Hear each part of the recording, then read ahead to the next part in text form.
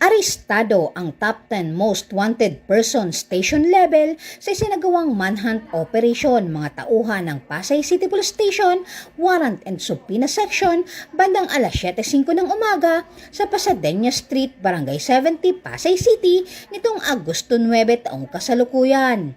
Kinilala ang sospek na si alias Ronald, 49 anyos at residente ng Santo Niño, Pasay City. Ang warrant of arrest ay inisyu ni Honorable Ronald August L. Tan, presiding judge ng RTC Branch 297, Pasay City noong Hulyo 15 taong kasalukuyan para sa service of sentence. Ang naarestong sospek ay nahaharap sa kasong paglabag sa Republic Act 11934 o Subscriber Identity Module SIM Registration Act in relation to Section 6 of Republic Act 10175 o Cybercrime Prevention Act of 2012 under Criminal Case Number R-PSY-24-021740-CR.